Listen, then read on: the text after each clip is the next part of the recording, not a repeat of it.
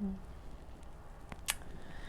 you ever feel a little mischievous? I thought so. Well, so does Emily Dickinson. To make you feel as confused of purest love. Oh, Emily, you said you went in the seas he wrote on. Oh, you're Emily Dickinson. Good morning and welcome to Lost for Words. I'm Sarah Woods and I've just gotten back from the woods. Like, Emily Dickinson has been a little bit of a bad influence on me. I came back with some goodies I'll have to show you. I found this beautiful piece of pine straw, which there's tons of laying all over the floor of the woods. I also found, while I was in the woods, and I brought back to show you guys a little bit of moss. It's really green and really soft. I don't know if you can see it or see the texture of it. It's like really, really soft and really, really green. On the back you can see where it was in the ground. I also found a tiny baby mushroom. Isn't it beautiful? You can see its little edges underneath. And I found this little piece of bark covered in, I don't know if I'm going to say it right, but I think it is said lichen. but I love this stuff. It's such a pretty color of green.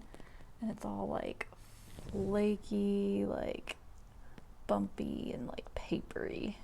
I love it. And I also found a baby pine cone. So this one actually isn't as prickly. I feel like a lot of times there are like sharper points on the pine cones, but this one is actually a little bit soft and starting to get mushy because it's rained so much.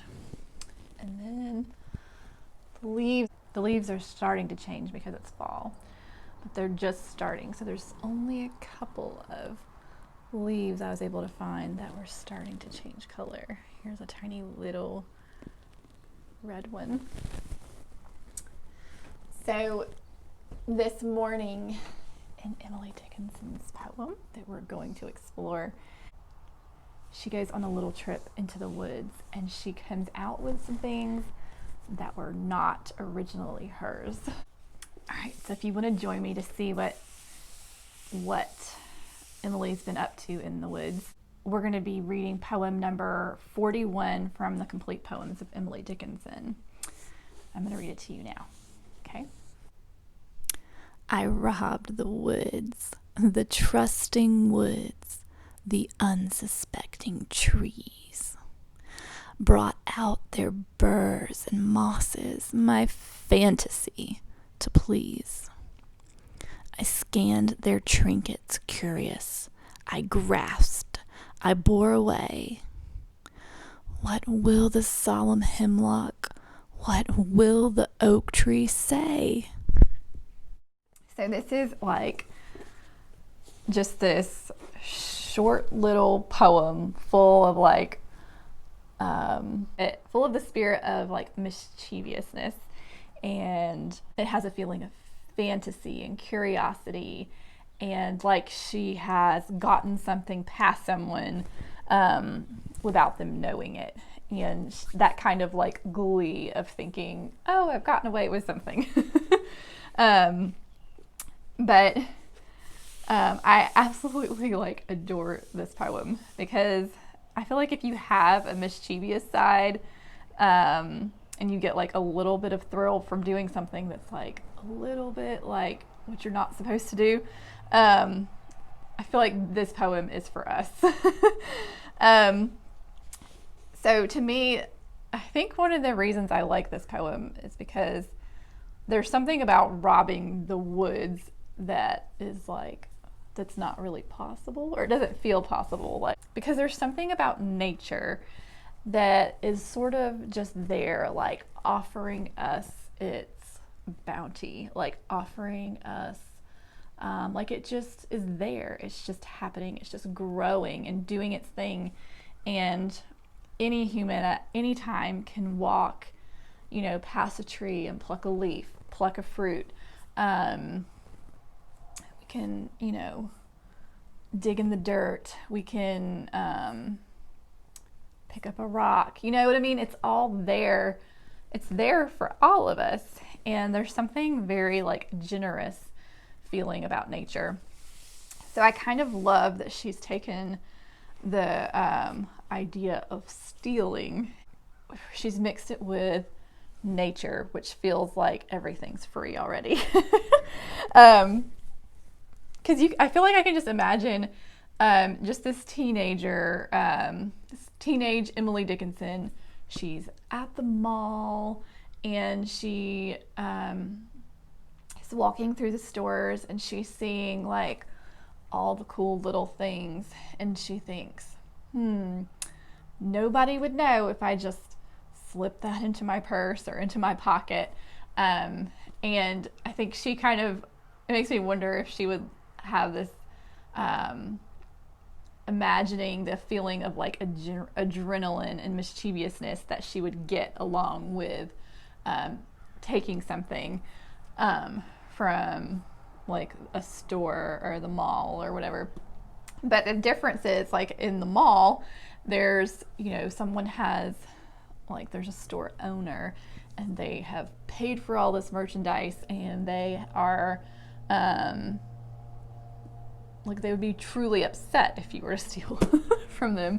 And then if you do steal, there's going to be a police officer waiting to give you either time in jail, I have no idea, time in jail, or like a big fine, and like then you're going to get in trouble. So it's like the consequences of stealing from the mall are like probably not worth it,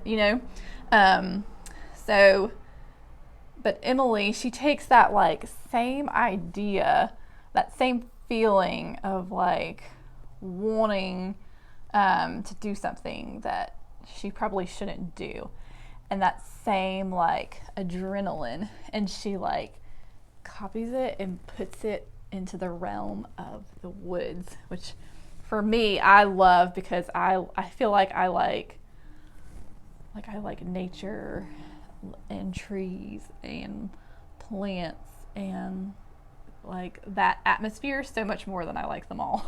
So this is like, I love it. So she said, I robbed the woods, the trusting woods. So she starts off like, just like, let me tell you what I did. I robbed the woods and they trusted me.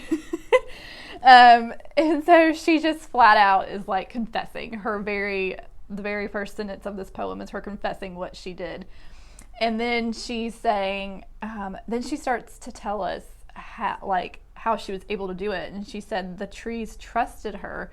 And she said they trusted her and they were unsuspecting of her, that she was able to walk into the woods and they didn't suspect that she would want to take anything, which I just find, I guess because of my idea of nature already, everything is like there, like being offered to us sort of. To me it makes it sort of humorous that she has written the trees as like naive, innocent, unsuspecting, and having been tricked by her. So these poor trees have been tricked by Emily Dickinson. They had no clue how what she was really up to. And it says, she brought out their burrs and mosses, my fantasy to please. So here she describes what she takes from the woods. And I love how she describes this. She says she brought out their burrs and mosses, saying they are the ones who own this. And I took them to please my fantasies. And I don't know, I just love that because there's something, usually when you think of someone's fantasies, you don't think of someone stealing moss or Burs to please their fantasies, you know? But Emily Dickinson, that is, her fantasy is different than what you would imagine most people's fantasies are. So she has brought out, here, I'll get my little moss again. She's brought out her furs and mosses, her fantasy to please. And it's kind of like, well, what in the world about like those things would be so pleasing to her fantasies? I don't know, like if you look at moss, like all the tiny little tiny green hairs, and like the fact that it's such a small little thing that grows on top of the ground and that you can run your hands across it and it almost feels like fur, like it's so soft. And then like how green it is. Like, can you imagine how good that would feel to your feet just to walk on that barefooted? It's also fun to think about the Burs because I feel like maybe they're quite the opposite of mosses. They're little fruits or seeds that have teeth or hooks. So you imagine them being a little bit more prickly and not so soft as the moss. And the contrast between these mosses and Burs is actually quite satisfying, and you can kind of imagine how these are things that ignite her imagination and her fantasies. If you let your mind sort of like run wild like Emily Dickinson's, like you can start to see like what about those things that might start to like run wild in her imagination. She says, I scanned their trinkets curious. I grasped, I bore away. So you can imagine Emily Dickinson walking through the woods and like every little thing she sees, all the little pieces of color, the textures, the little odd like spiders and little ants and little mushrooms, and I don't know, just all the little things that happen in the woods, all the little spontaneous things that you happen to come across when you go on a little adventure in the woods. She said she scanned their trinkets curious. I grasped, I bore away. So you can imagine her, she's scanning everything, and it's like, so like if you're at the, you know how that feeling of when you're at the mall and it's like very overwhelming, like your senses get overwhelmed because it feels like at the mall when you go, it's like, here is all this amazing, beautiful things. Like, look at all these clothes, these shoes, this jewelry, the purses, the makeup, the perfume, and it's like all out there, just laid out for your senses to be consumed and overwhelmed with want and desire as you imagine spraying yourself with a perfume, putting on the clothes, what you'll look like, how much more beautiful you'll be in these clothes and new shoes, and like all the new outfits you can create. Imagine all the outfits you could create if you had all access and the ability to buy all these clothes. But it's like you don't really have the ability to just go buy every single thing you want. But in the woods, Emily Dickinson is like, well, she's probably got like a sweater, or she has her pockets, maybe a bag, who knows. But in the woods, she scans the trinkets that are out there curiously, and she says, I grasped, I bore away. So it's like you don't feel any hesitation in this poem. She's just like, if I wanted it, I took it and I put it in my pocket. If I wanted it, I took it and put it in my sweater, put it in my bag. Whatever I could hold she bore away and hid to take out of the woods. And so then at the very end, she says, "What will the solemn hemlock say? What will the oak tree say?" So now she starts to imagine specific trees that are in the woods, and you imagine she must have stolen some of their leaves while she was there. And she's like, "What will they say?" So now she's done her dirty deed. She's out of the woods. She's thinking back, like, are they gonna notice what I've taken? Which is like wonderful to me, because I just imagine, I imagine the hemlock and the oak tree sort of being like these like wise, old, like clever trees that just don't show all their cards, you know what I mean? And so they're just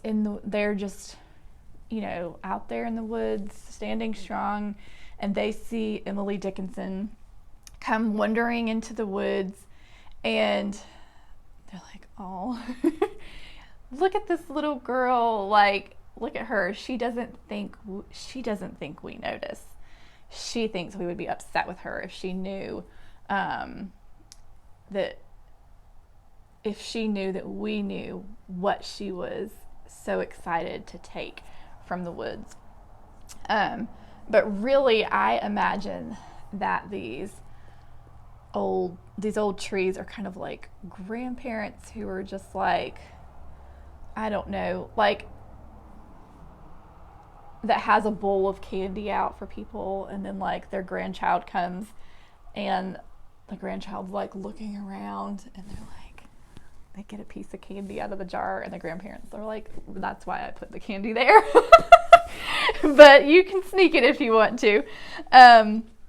But like they kind of look at her as something like, and I imagine that they get a chuckle out of watching her delight and her joy and everything that she has gathered from underneath their trees. And even they love seeing her glee and giddiness at what she thinks she's gotten away with. But what Emily Dickinson doesn't realize is that these oaks and hemlocks are just like, we wanted to give this to you anyway. We would have offered it to you. Like, you would not have had to steal it. I don't know. I love it. I love it. I wrote down, you can almost imagine these trees sort of winking at each other, like, and smiling, like a little twinkle in their eyes, like, yeah, she didn't realize we were already planning on giving her these trinkets anyway. So I love this. I love this poem because it, the thing that brings her that much joy is nature, and it's not stuff. And I love that this poem, I feel like it gives Emily Dickinson's mischievous side a place to sort of like run around and be mischievous without actually like doing something that's like harmful to someone. Do you know what I mean? I don't know. I just really like that. I think it's a like really beautiful poem. It might be one of my favorites. So I guess I'm curious, what is the worst thing that you've ever stolen from the woods or the forest? Have you ever stolen anything from the woods? If you have, let me know in the comments below. I'd be curious to see if we've ever stolen any of the same things. But anyway, thank you so much for joining me today. I hope you all have a lovely week, and that you're able to get out into nature and scan for a few trinkets to bore away. Have a good week. Thank you for coming.